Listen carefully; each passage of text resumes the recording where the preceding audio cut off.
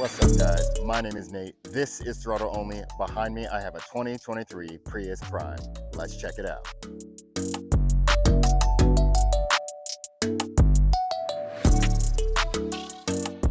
All right, so this is the Prius Prime. What do you guys think about this new look for 2023? I can tell you what, I absolutely love it. I think that this looks so good. The color I have today is in Reservoir Blue.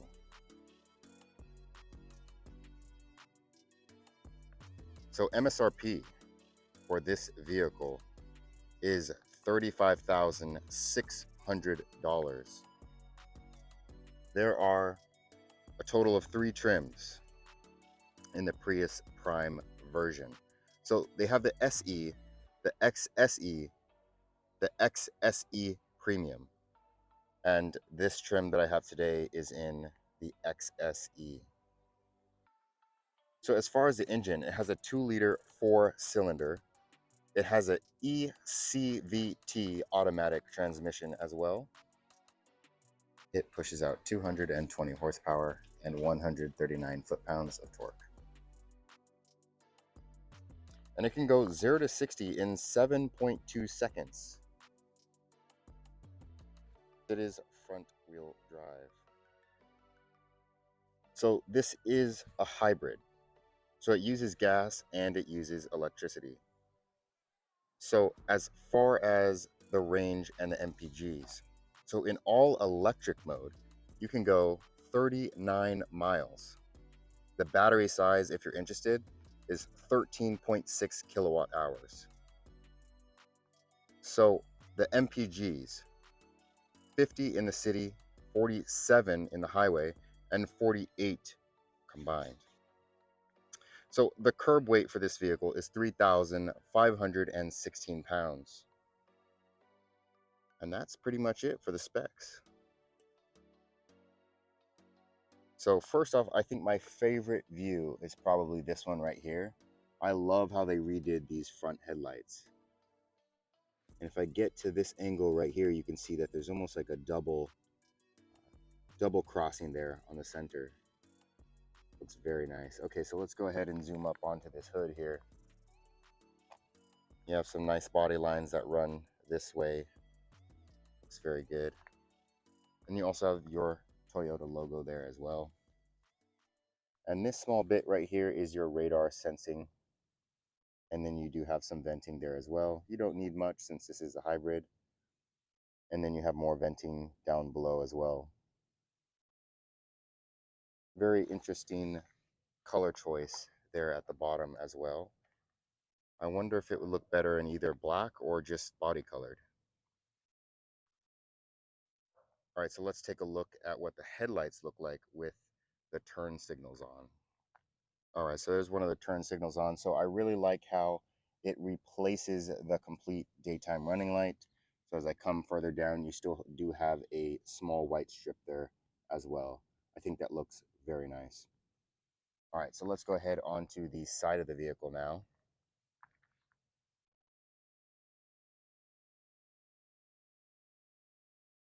I really like the improved silhouette as well. It looks like it is lower to the ground and definitely a lot sleeker as well. So looking at these wheels are 19-inch alloy wheels. And I think they go really well with this vehicle as well. And then as we move further down onto the side of the vehicle, there aren't really any body lines. Maybe this small one that comes here all the way back. No side skirt or anything like that. Pretty simple vehicle. And then you do have your mirror here that does have blind spot monitoring on it. And it is not power folding. You have your standard door handles. You can lock and unlock the vehicle using this right here. And then as you come to the rear, there's no standard door handle like there is in the front. Instead, you have this one here. And it is fully electric too. So as you open it, you can hear the electronics working. And if you're out of electricity, you would just push this button and that's going to be your manual open. And then on this side, you do have your standard gas tank. On the other side, there will be your fuel door for electricity. So as we come back to the rear of the vehicle, I also really love this light bar. It looks like that's the way that automakers are doing their rear lights nowadays, and I absolutely love it. Let's go ahead and zoom in just a little bit on it. I think it looks really good. You also have your Toyota and your XSE logos there as well. And then, of course, you have your Prius spelled out, and then there is a Prius Prime logo right there as well. So looking at this rear glass, if you have the XSE Premium, it will actually have a solar option on it as well, which can charge the vehicle while the car is parked in the sun, which is pretty cool. Then there's your electric door to plug in the vehicle on this side.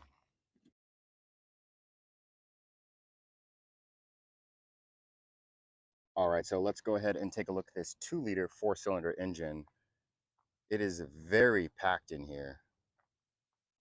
Looks pretty standard. One thing that is pretty interesting, instead of having your hood holder start from the bottom, this one actually comes from the top and then extends down.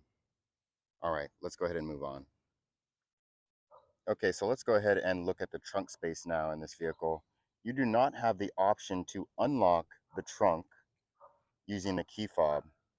However, on the XSE Premium version, you do have an automatic trunk. So let's go ahead and manually open this trunk here just beside the rear camera.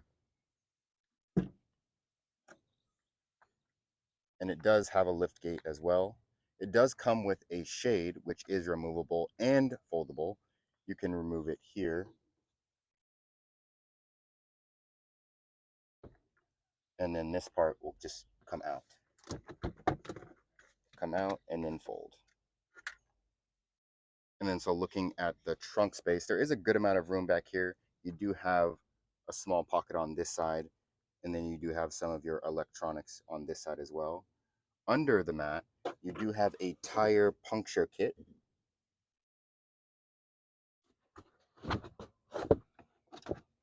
And then of course these seats also fold down as well. Grabbing behind the seat to fold them down on this side and here as well.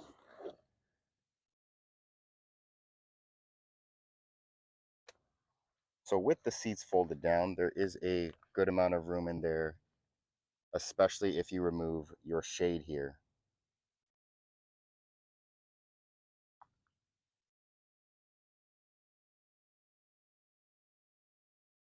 All right, so let's go ahead and see what it's like sitting in the rear seats of this Prius Prime. Okay, so let's go ahead and see what it's like sitting in the rear seats of this Prius Prime. I do have my seat adjusted for my height, which is 6'1".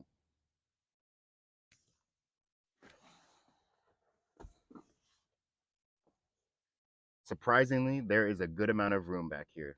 The seats are extremely comfortable. My legs are touching the front seat, but I feel like I could actually sit here for a good amount of time. I do have about 2 or 3 inches of headroom as well, despite the sloped roof design on this vehicle. I do also have a nice center armrest here with some cup holders, and you do have, strangely, one pocket only on the passenger side. The driver's side is missing a pocket for some reason. And if you look down below, you don't have any AC controls or anything back here. However, you do have 2 USB charging ports, and then you also have a standard AC adapter power. And of course, you do have your standard window controls and some speakers on the doors. All right, so let's go ahead and take a look at the rest of this interior. All right, so let's go ahead and look at the front interior on this vehicle. Two weird things before we enter. First being this door handle here. It shows all of the interior components as you open the door. I'm not really sure why they decided that was a good idea. We'll see how that works when it's raining. The second thing is you have this weird hole here and here. I guess this thing just goes into there for some reason. I'm not sure. I've never seen that on any other vehicle before. All right, so moving on, this is the front door panel here. You do have some nice material up top. It is hard. However, this is a little bit softer. It's not too soft, but you could probably get away with it. You do have your window controls here. You do have your lock for your back seats, and then you do have your mirror controls there as well. You do have a small cup holder and some storage space here, and then an unmarked speaker as well. You do have some nice rubber mats there, as well as a rubber dead pedal, rubber brake pedal, and your accelerator. This is how you would unlock your front trunk there. And then you do have a button here to open your gas cap, and then your AC 120-volt power adapter. You can put power to that by pushing that button, and it will light up when you do so. And on the front screen, real quick, it will show you exactly what's going on there. All right, so coming on back down here, you also have a heated steering wheel as well, and then you do have heated wipers, which is pretty interesting. And then looking up here, you do have some nice red trim with some nice LEDs there as well. And then looking a little bit past the steering wheel there, you do have your brightness adjustments and then your trip information there. And moving on to these seats, you do have some nice red trim there, and the driver's side is automatically adjustable. The passenger side, unfortunately, is not. Looking at this center console, it's pretty simple. Push here and it will pop on up. You do have some USB type C's in there that you can use. And then you also have a phone charger as well. You can slide your phone in there and it will show you that it is charging. And when you're done, you can go ahead and pull it out.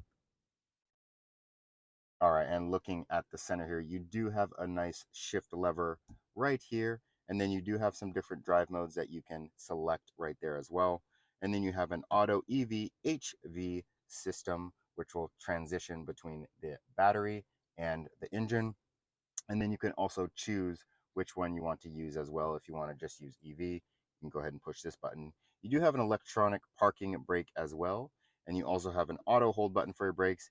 And then if you want to turn your traction completely off, you can do that as well. Now moving slightly up, you do have some nice cup holders there, a little area for some storage. You do have some more USBs as well as another 12-volt adapter there. And then under this section here, you do have a little bit of storage. You can just remove this if you would like. It says hidden compartment with a hashtag. I don't know why. All right, so moving up from that, you have some nice AC controls as well. You do have your heated seat buttons for both the driver and the passenger. You have a nice display of what's going on there as well. And these buttons feel really, really nice as well. They have nice clicks to them, and they're not gloss. They have a little bit of a matte feel to them. And then moving on, you do have your nice red LED strip that runs along here. I think that looks very nice. It'd be cool if you were able to change the color, but unfortunately you are not. And it also extends on this side as well. Just above that, you also have a Prius logo, and it again is in kind of like this matte finish as well. So looking at the infotainment here, it's very basic. You do have your vehicle settings here. If you were to push this icon, you can control climate, trip information, energy flow, which I feel like is the most useful if you're not using Apple CarPlay or Android Auto. It does have wireless versions of those, or you could use the wired version. You have a charging schedule as well. If you go ahead and plug in your car when you get home, you can specifically charge your car at certain times depending on your energy rates and where you live. And then, of course, you do have vehicle alerts as well, your music, your phone options, your location, and then this would be the Apple CarPlay for me. So I'm going to go ahead and put it into energy flow here because I want to show you what this does. If I go ahead and push the 120-volt power adapter on the side here, it will actually show you a visual representation of what's going on there. All right, so now I'm going to go ahead and put this car into drive and we're going to see what happens here on this display. So now it's taking energy from the battery and putting it right to those front wheels, because this one is front wheel drive. I'm going to go ahead now and switch it over to the standard engine here and see if it'll actually do it. All right, so that's what it looks like when the engine is being used. Let's go ahead and use only the battery. And this is what battery power looks like as well. Pretty cool that it is able to show you all of that information. All right, so let's go ahead and take a look at this steering wheel here. It is a very nice soft touch steering wheel. It's not leather, it's a different material. You also have this area here which has some infrared sensing in it that will actually track the driver's eyes, which is very interesting. If you are not paying attention, it will let you know that you're not paying attention. If you look on the side here, you do have some of your media controls here. This right here will control your options up front. As I press that, then you do have a menu that will go ahead and pop up. We'll go ahead and take a look at that a little bit later. And then coming back down, you do have volume controls here, and then you do have your voice assist there. You do have some of your adaptive cruise control goodies there as well. And this does have active lane keep assist and active steering as well. This mode button here will control your media, and then you can shift your tracks there as well. All right, so going back to your digital dash here, if I were to push that button that I pushed earlier, and using those buttons, there is a plethora of menu options to choose from. It seems as if this digital display here is supposed to act as almost a head-up display, because it is pushed extremely far back from where the driver's position would usually be. Could usually be about here or so. So looking more into this menu, you have so many options to customize things.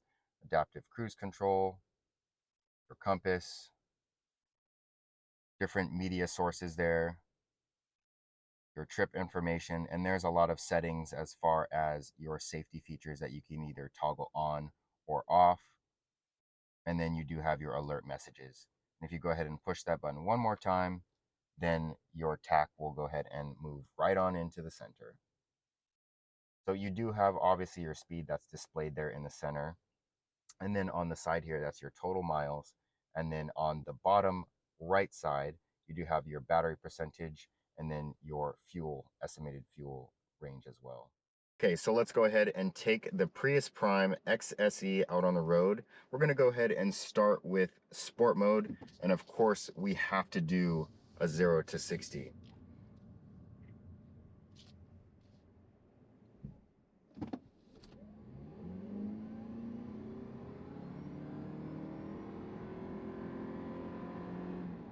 That's it. This thing is actually decently fast. It doesn't really throw you back in the seat, but I mean, that was 0 to 60 in no time at all, especially comparing these last Priuses of how fast they were 0 to 60. This does a really good job.